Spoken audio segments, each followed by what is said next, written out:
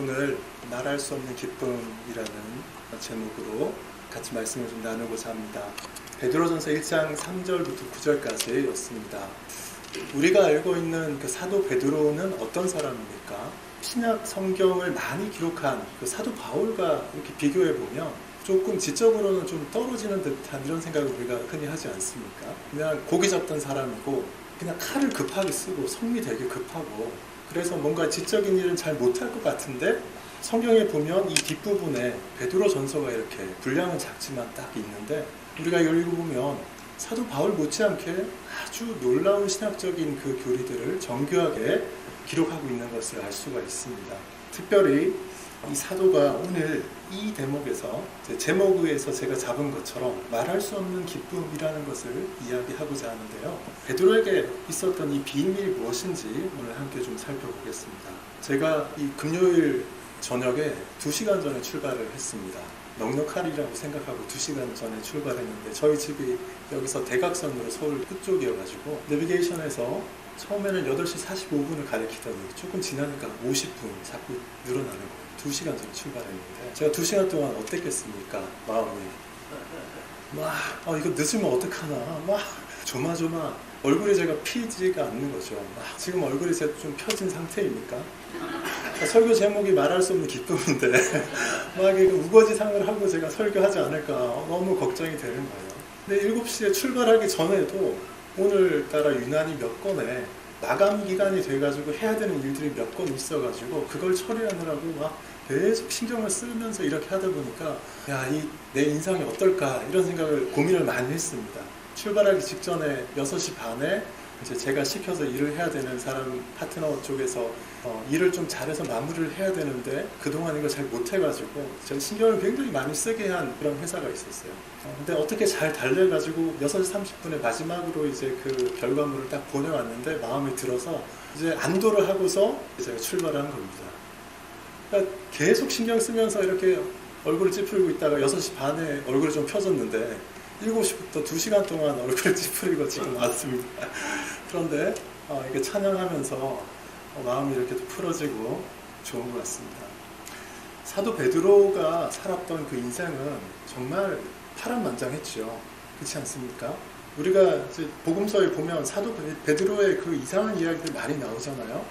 그래서 한편으로는 이 사람 막 좀 이렇게 해가지고 어떻게 수제자로서 그런 일을 감당할까 그러는데 사도 베드로에게 보면 그런 부분도 있지만 탁월한 점들도 여럿 있었습니다. 그리스도께서 이 사도 베드로를 사람을 낚는 업으로 직접 부르신 첫 제자였죠. 예수님이 사람을 잘 보신 것 같습니다. 그리고 이 사도 베드로가 예수님께 주는 그리스도시여 하나님의 아들이다 이 고백을 처음 했습니다. 다른 제자들 아무도 안 할 때. 그러니까 예수님이 감탄해가지고 이 반석 위에 내가 교회를 세우리라 그랬죠. 특별한 사람이었어요.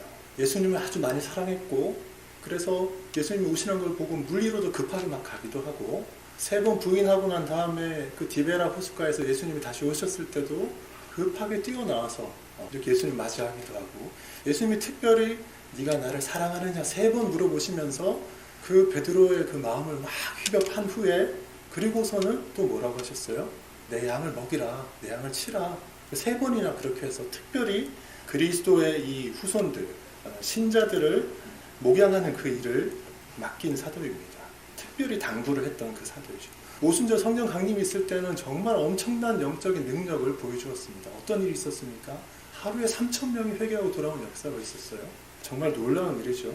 비록 몇 번의 실패와 좀 좌절이 있긴 했지만 아주 크게 쓰임을 받다가 마지막에는 어떻게 되었습니까? 순교했습니다. 예수님께서 내 양을 치라, 내 양을 먹이라 그런 말씀하시면서 바로 뒷구절에 그렇게 사도 베드로의 장례에 대해서 말씀하시죠. 내가 진실로 진실로 내게 이르노니 내가 젊어서는 스스로 띠띠고 원하는 곳으로 다녔거니와 늙어서는 내 팔을 벌리리니 남이 내게 띠띠우고 원하지 않은 곳으로 데려가리라. 예수님이 말씀하셨습니다. 그거 그대로 한평생 정말 복음을 전하기 위해서 고생하면서 그렇게 살다가 마지막에는 순교하는 그런 인생을 살았습니다. 마지막에까지 그렇게 자기가 죽기까지 되었는데 사도 베드로가 평생을 어떻게 이 일을 감당을 할 수 있었겠습니까? 사도 베드로가 직접 기록한 이 베드로서 오늘 이 본문 부분에 그 비밀이 담겨 있습니다. 그것을 한번 살펴보도록 하겠습니다. 3절, 4절에 보면 이렇게 되어 있죠. 3절, 4절에 보면 하나님이 신자들에게 산 소망과 천국의 유업을 주셨다. 이런 표현이 있습니다. 사도 베드로가 먼저 우리가 지금 경험하고 있는 것들을 먼저 경험했습니다.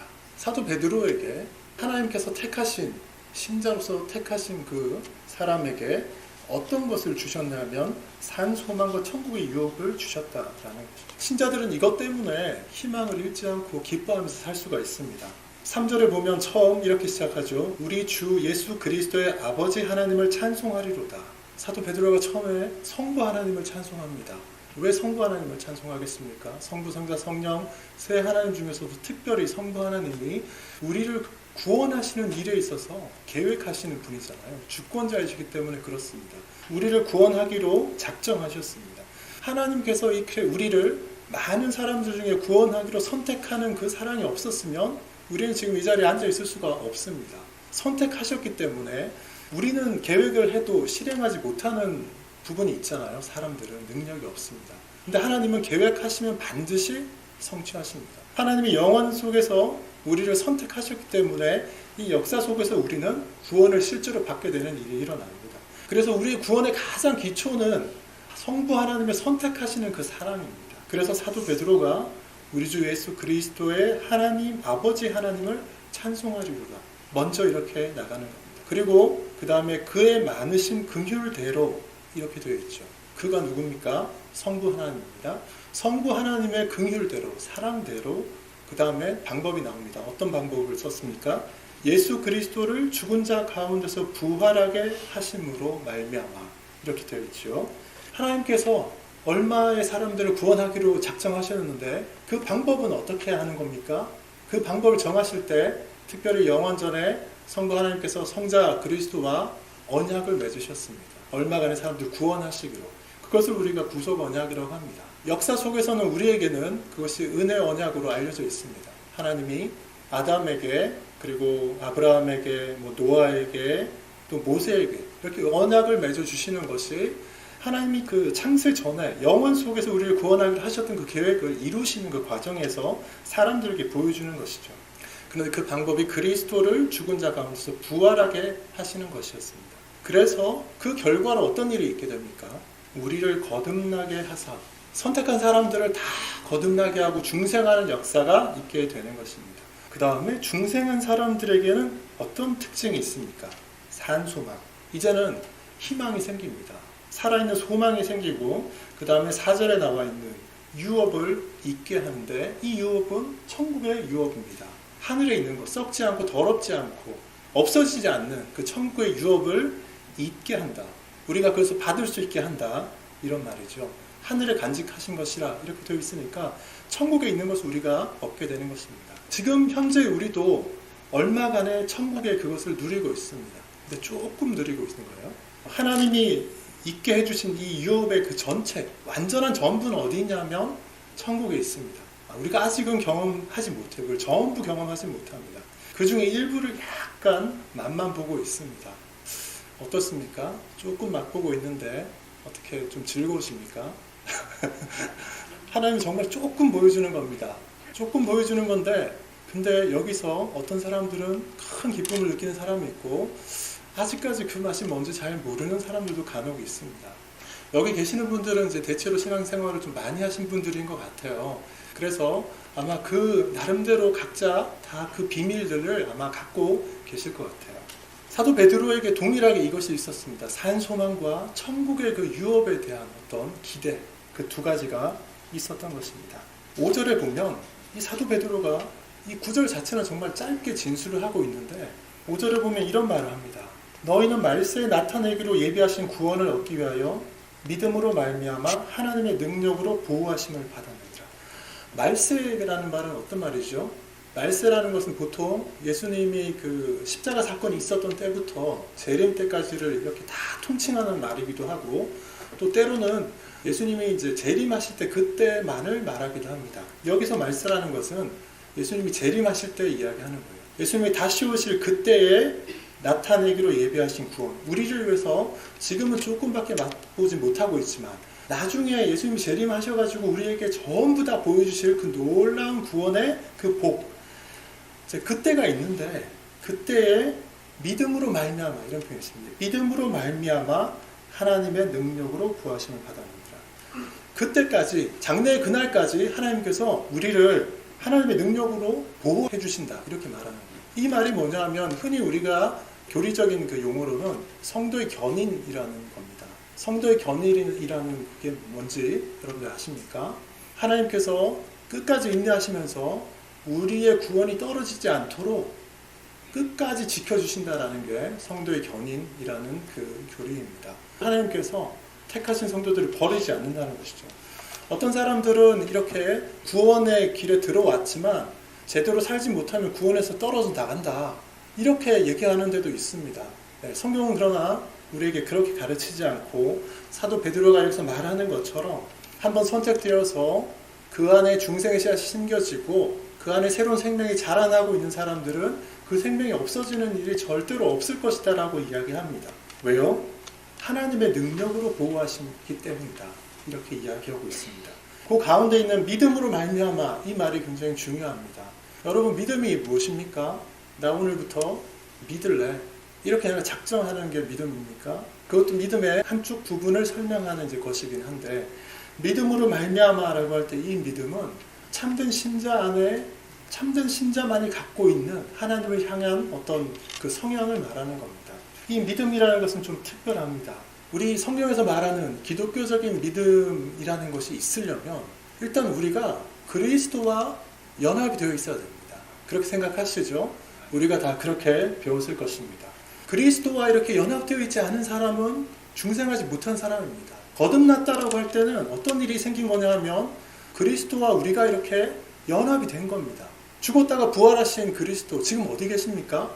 하나님의 보좌 우편에 계신다. 부활 승천하셔서 하나님의 보좌 우편에 계십니다. 그분은 하나님이시지만 또 사람의 몸을 입고 이 땅에 오셨기 때문에 지금도 우리와 같은 몸을 갖고 계십니다. 하늘에 어딘가 계시지만 몸을 가지고 계시는 분이에요.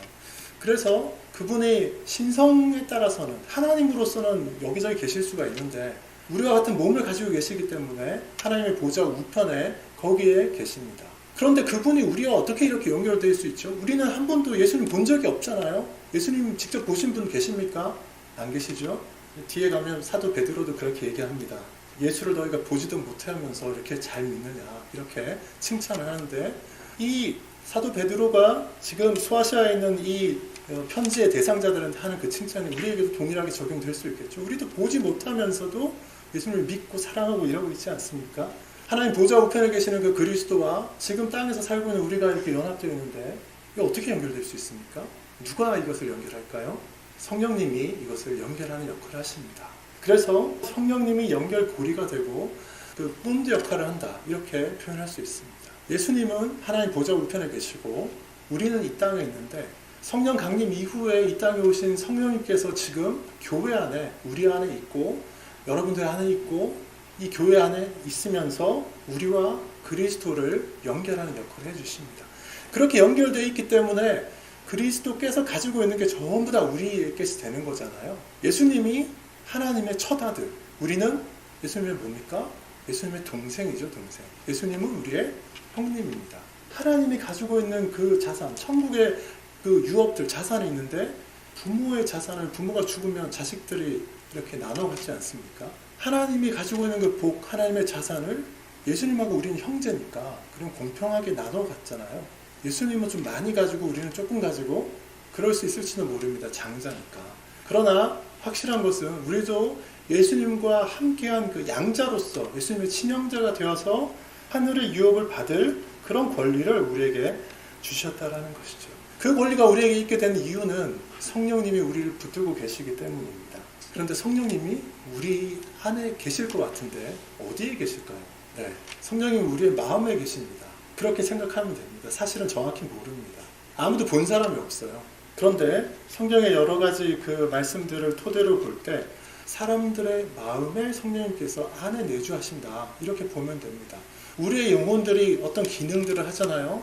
지성도 있고 감성도 있고 의지도 있는데 성령님께서 우리 마음 안에 와서 거주하시면서 옛날 하나님 없을 때 우리 마음대로 살던 우리의 성향들이 있는데 예수님 믿었다고 해서 우리의 어떤 기본적인 성향들이 바뀝니까? 바뀌지 않죠. 희한합니다. 우리의 기본적인 본성을 바꾸지 않으면서도 성령님이 우리 안에 들어오셔가지고 우리 안에 이렇게 계시는데 죄된 것들을 그런데 거룩하게 바꿔주시면서 계셔요.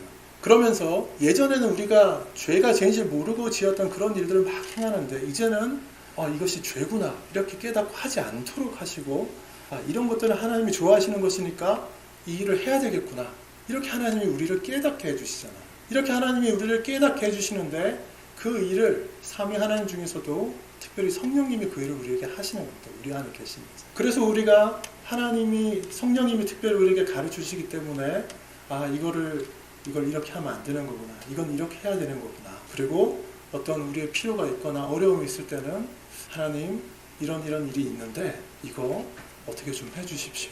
이렇게 기도하는 거죠. 성령님이 우리 안에 있기 때문에 우리의 기도가 효과가 있는 것이지 성령님이 우리 안에 없으면 기도가 아무런 하나님께 전달될 수 있는 통로가 없는 것입니다.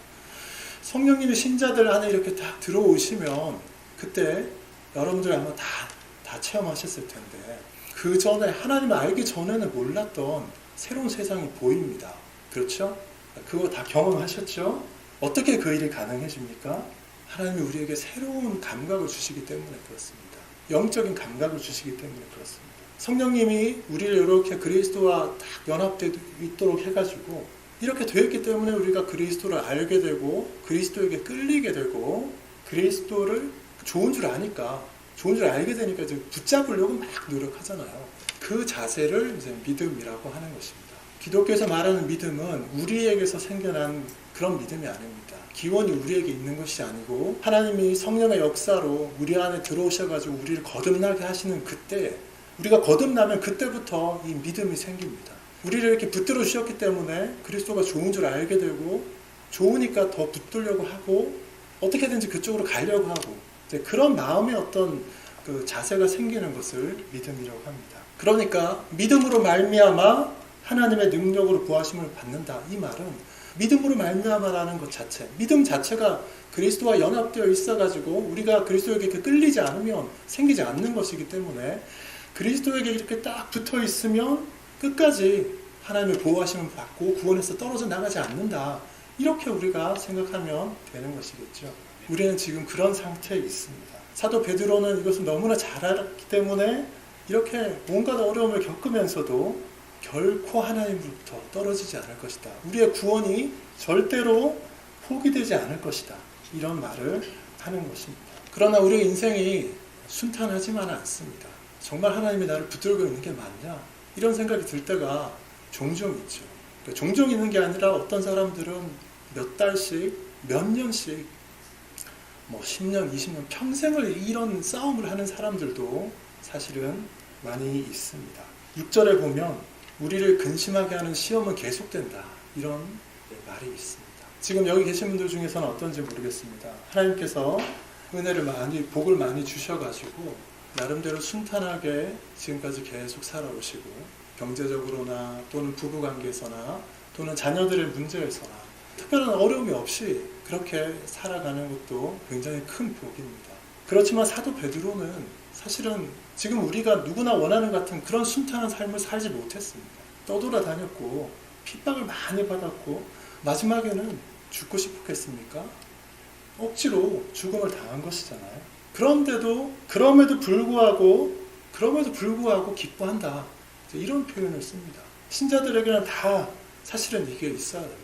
모태신앙이신 분들도 계실지 모르겠지만 중간에 이렇게 믿으신 분들 중에 예수님을 믿는 것으로 인해서 핍박받거나 손해본 게 있는 분 계십니까?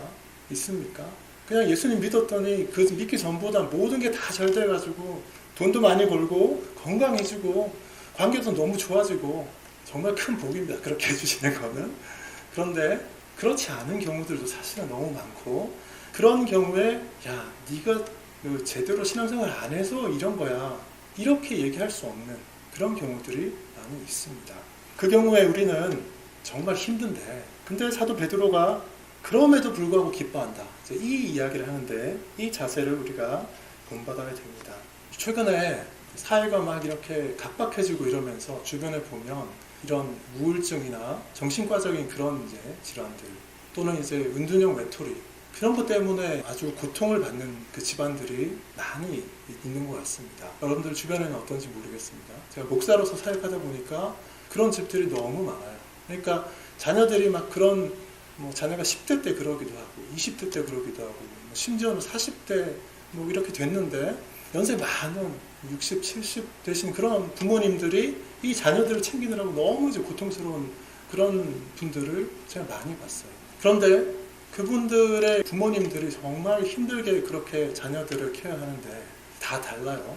어떤 분은 자녀가 그러니까 이 본인도 너무 마음이 이제 힘들어지고 피폐해진 상황.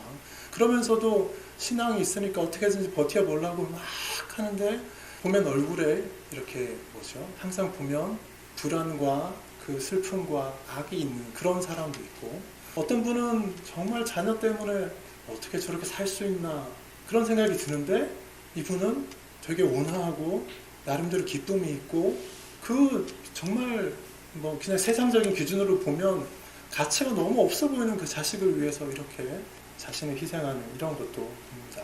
하나님이 동일하게 그런 가정들에 어려움을 주시는데 우리가 어떻게 하느냐에 따라서 우리의 성화의 문제가 거기 걸려 있습니다. 우리가 흔히 이제 이런 식으로 기도하는 경우가 있어요. 하나님이 강권적으로 역사하셔가지고 무슨 일을 해주세요. 사실 그렇게 하면 이제 그 말 자체는 이런 거예요. 그 내가 이해도 안 되고 내가 이해가 전혀 안 되는 그런 일이긴 하지만 내가 원하는 결과가 있는데 그 결과를 하나님이 탁 이렇게 해주세요. 하나님이 그런 기도를 들어주실까요? 우리 하나님이 좋은 분이셔가지고 필요한 경우에 그런 기도도 잘 들어주십니다. 잘 들어주셔요. 우리가 이해하지 못하고 해도 그게 필요한 경우에 들어주십니다. 근데 그게 강권적으로 역사한다 이렇게 볼 수 있고 그런데 그것은 우리의 성화와는 좀 관련이 없습니다. 이 일은 되는데 우리는 다듬어지지 않은 거예요. 그래서 나중에 그 일을 잘 해석하는 그 경험이 나중에 없으면 사실은 그 큰 사업을 일으켜놨는데 나는 행복하지 않은 그런 결과가 되어버립니다. 하나님이 정말 우리 안에서 아름답게 역사할 때는 어떻게 일을 하시냐 하면 우리 안에 성령님이 계시는데 이 성령님이 우리의 마음을 움직이십니다. 깨닫게 하셔요. 교훈을 주십니다. 그렇게 해서 우리가 자발적으로 하나님이 이 방향을 원하시겠구나. 이게 하나님의 뜻에 합당하겠구나. 그렇게 깨닫고서 우리가 행동하게 될 때 그러면 그것이 성화의 열매, 거룩의 열매가 맺혀집니다. 그러면 그 사람이 그만큼 거룩이 더 잘하게 됩니다. 우리는 기도할 때 제가 말씀드린 첫 번째 방법이 아니고 두 번째 방법으로 하나님은 우리에게 역사하도록 그렇게 간구할 필요가 있습니다. 그게 점점 더 우리가 성숙하는 것이고 우리 안에 하나님이 갖고 있는 그 거룩이 우리 안에도 하나님을 닮아서 이렇게 쌓여가는 그런 경로예요. 그렇게 하려면 어떻게 해야 되겠습니까? 막무가내로 난 하나님 뜻은 모르겠지만 이거 해주세요. 이런 기도가 아니고 하나님의 뜻을 잘 찾아봐야 됩니다. 사도 베드로가 피하고 싶었던 시험이 얼마나 많았겠습니까? 예수님도 피하고 싶었던 그 시험이 있었잖아요. 그런데 그냥 보면 세상적인 기준으로 보면 그냥 악인데 피해야 되는데 그런데 피하지 않고 이것이 하나님의 일을 이루는 데 있어서 꼭 필요한 것이구나 이렇게 생각하고 나에게 해가 되어도 그 길을 가는 것 그것이 예수님을 믿게 된 사람들에게 요구되는 어떤 삶의 자세라고 할 수가 있습니다. 7절에 보면 이런 표현이 있습니다. 너희 믿음의 확실함은 불로 연단하여도 없어질 금보다 더 귀하다. 성령께서 그 안에 계시기 때문에 이 믿음은 결코 떨어지지 않고 너무 확실합니다. 그래서 불로 연단하여도 없어질 금보다 더 귀하다 이랬어요. 그래서 제가 이제 이걸 자꾸 읽다가 보니까 불로 연단하여도 없어질 금, 불로 연단해서 없어지는 금 혹시 보셨습니까? 본 적이 없어요. 우리의 보통 상황에서는 불 가지고 아무리 가열해도 금이 없어지지 않습니다. 그 녹아서 액체되는 건 보셨죠? 녹아서 기체되는 거 보셨어요? 본 적 없어요, 저도. 이 시대도 마찬가지로 그 기술로 그렇게 할 수 없습니다. 도대체 얼마나 가열해야지 이게 녹는 게 아니라 끓어서 없어질까? 금의 끓는 점이 2856도였습니다. 엄청 높은 온도잖아요. 철하고 비슷한데. 그러니까 결코 있을 수 없는 일을 베드로가 이렇게 설명한 것이다. 이렇게 볼 수가 있습니다. 우리 이 믿음이 왜 이렇게 확실할까요? 사람으로부터 내가 믿겠습니다 해서 나온 것이 아니고 그리스도로부터 나온 것이기 때문에 그렇습니다. 이 믿음의 확실함을 보여주는 그 증거가 우리 한글 번역본에는 이 부분이 생략되어 있는데 그 원어 성경의 그 표현을 따르면 이런 식으로 정확하게 번역하면 이렇게 됩니다. 이 시험들은 7절을 이렇게 좀 번역하면 돼요. 이 시험들은 불로 연단하면 사라질 금보다 더 귀한 너희의 믿음이 진짜라는 것이 증명되도록 그리고 그리스도께서 나타나실 때 너희가 칭찬과 영광과 존귀를 얻게 되도록 주어진 것이다.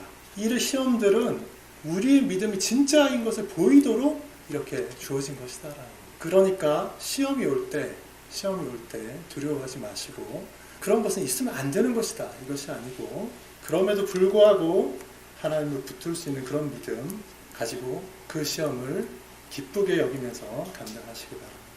8절부터 9절까지의 참된 신자의 특징이 마지막으로 나옵니다. 예수를 너희가 보지 못하였으나 또 지금도 보지 못하지만 그를 사랑한다. 그리고 그를 믿는다. 그리고 말할 수 없는 영광스러운 즐거움으로 기뻐한다. 이런 표현들을 하고 있습니다. 그러면 불신자들이 이렇게 이야기할 것입니다. 보지 못하면서 사랑하고 보지 못하면서 믿고 보지 못하면서 기뻐한다는 것은 그 맹신자 아니냐. 너네 광신도 아니냐. 하나님 보이냐? 보이지 않는데 어떻게 그렇게 얘기합니까? 그런 질문 한두 번 받아보신 거 아니지 않습니까? 안 보이죠. 자연적인 우리의 이 시각으로는 안 보입니다. 안경을 써도 안 보이고 뭘 해도 안 보입니다. 그런데 성령께서 우리 안에 들어오셔가지고 중생하게 하시고 우리 안에 내주하시면 아까 우리 안에 새로운 영적인 감각이 생긴다고 말씀드렸습니다. 믿음의 눈이 생기는 것이죠. 우리는 그 믿음의 눈으로 보는 것입니다. 우리 안에 들어와 계시는 그 성령님이 우리 안에 그 영적인 감각을 새롭게 해주시고 영적인 눈을 떠서 하나님을 알게 해주시고 하나님에 대한 지식을 알게 되는 거죠. 하나하나. 지식을 알게 해줍니다. 하나님이 누군지 어떤 분인지 하나님에 대해서 어떻게 살아야 되는지 이런 것들을 우리에게 깨달아 알게 해주십니다. 하나하나 알아가는 거. 하나님을 하나하나 더 많이 알아가면 우리가 그만큼 더 거룩해지는 겁니다. 또 우리 안에 계시는 이 성령님은 성부, 성자, 성령 삼위 하나님 중에서는 특별히 사랑과 거룩함을 맡은 분이에요. 그래서 성령님이 우리 안에 계시다는 얘기는 하나님의 사랑이 그냥 우리 안에 있다는 것과 마찬가지입니다. 그래서 성경의 제일 그 뒷부분에 나오는 요한 1, 2, 3, 4 이런 데 보면 요한 서신에 보면 뭐라고 합니까? 하나님은 사랑이시다. 이렇게 얘기하고 사랑이 있으면 그 안에 하나님이 있는 것이다. 그렇게도 얘기하지 않습니까? 성령님이 우리 안에 있기 때문에 우리 안에 사랑이 이렇게 나타나야 되고 또 한 가지 하나님을 기뻐하게 합니다. 성령님이 있기 때문에 하나님을 우리가 성령을 통해서 알 수가 있고 하나님의 그 마음, 하나님이 기뻐하는 그 마음을 알 수가 있습니다. 하나님이 창세기 처음에 인간을 만들고서 그 마음이 어떠셨죠? 하나님이 엄청 기뻐하셨어요. 그렇죠? 여기 계시는 분들 자녀를 낳고 나서 그 아이가 나랑 비슷하게 생긴 이 녀석이 움직이고 하는 거 보면 어떻습니까? 엄청 기쁘잖아요. 바로 그겁니다. 하나님이 사람들, 인류 전체에게도 그걸 기대하셨지만 특별히 신자들에게, 이 거듭난 사람들에게, 아브라함의 영적인 후손들에게 특별히 기대하는 것이 그겁니다. 하나님이 보시면서 너무 기뻐하는 거예요. 아, 너는 내 자녀다. 그런데 그렇게 기뻐하는 그 기쁨을 우리에게도 동일하게 요구하십니다. 우리가 하나님 보면서 너무 기뻐하는, 하나님 우리를 보면서 기뻐하는 그 마음을 알아서 우리도 기뻐하는 것. 그래서 사도 베드로가 이렇게 이야기하는 겁니다. 8절에 그렇게 되잖아요. 말할 수 없는 영광스러운 즐거움으로 기뻐하는. 보지 못하는데 성령께서 오심으로써 우리가 영적인 눈이 뜨여서 이제는 볼 수가 있고 하나님이 우리를 사랑하시는 그 마음도 이제 알고 하나님이 우리를 향해서 그 기뻐하시는 그 마음도 알아서 아, 이게 신자가 된 것이, 중생한 것이 내가 세상에서는 사람들한테 좀 핍박을 받긴 하는데 이거 너무 기쁜 일이구나. 그래서 세상에서 여러 가지 어려움을 당하지만 사도 베드로처럼 심지어는 죽기까지 하지만 그럼에도 죽는 순간에도 천국을 바라보면서 아, 정말 기쁜 것이 저게 있다. 이렇게 생각하면서 그 믿음을 잃지 않는 이런 자세가 우리들에게 요구되는 겁니다. 아마 처음 예수님을 믿고 회심하고 그런 초기에 큰 경험들이 아마 있었을 것 같습니다. 그리고 그 기쁨들이 지금 강도가 좀 약해졌을지 모르지만 여전히 여러분들에게 있을 겁니다. 저에게도 그런 경험들이 있습니다. 스스로에게 이렇게 질문을 해보십시오. 지금 나에게 사도 베드로가 가지고 있었던 그 기쁨, 인생에서 여러 가지 풍파, 그 고난들 겪으면서도 하나님 끝까지 붙잡고 그리고 기쁨을 잃지 않았던 그 기쁨이 내 안에 있을까?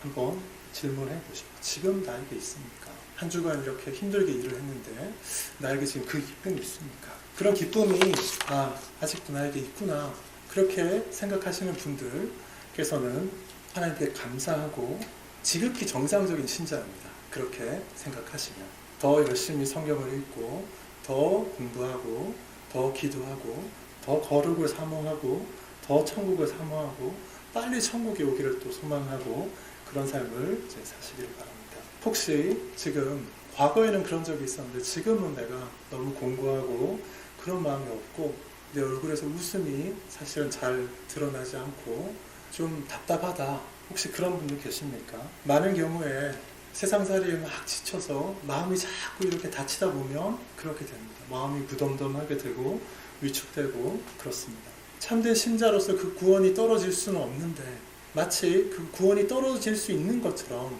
그 사탄 마귀가 우리를 공격합니다. 너는 안 돼. 너는 안 돼. 넌 망했어. 그런 생각을 계속 우리한테 쏘아냅니다.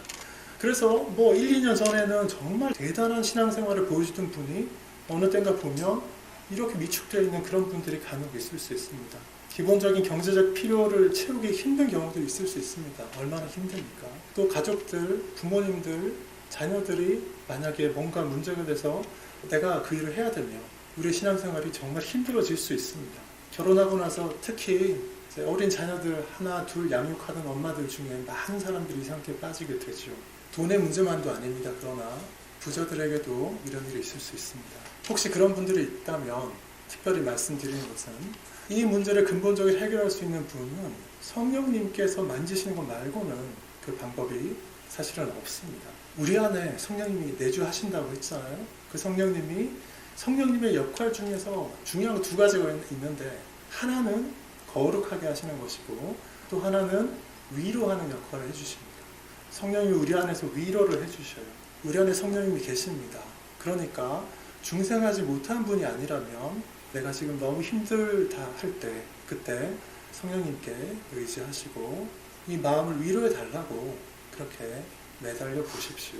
하루 이틀, 한 달, 두 달 그렇게 매달리고 또 매달리고 하다 보면 사도 베드로가 경험한 것처럼 마지막에는 결국 우리가 승리하는 그런 삶을 살 수가 있게 될 것입니다. 그럴 때 여러분들 잊지 마십시오. 하나님이 우리를 부르신 것은 우리를 하나님의 백성으로 삼으려고 부르신 것입니다. 하나님이 한번 선택하신 것은 취소되지 않습니다. 그리고 하나님 우리에게 계속해서 말씀하십니다. 내가 너의 하나님이 되고 너는 내 백성이 되라.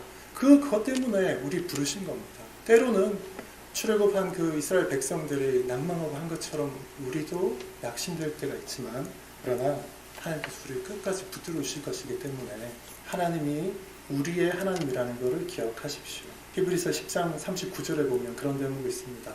신자들에게 대해서 우리는 뒤로 물러가 침륜에 빠질 자가 아니다. 그렇게 말하죠. 뒤로 물러가 멸망할 자들이 아닙니다. 그러니까 성령님이 우리 안에 계시다라는 것을 아시는 분들 모두 하나님께서 우리에게 계속해서 그 구원의 은혜를, 그리스도로부터 나오는 그 은혜를 풍성하게 그렇게 우리에게 달라고 그렇게 하나님께 매달리는 자세를 가지시길 바랍니다. 하나님께 매달리는 그것이 우리의 믿음입니다. 기도하겠습니다.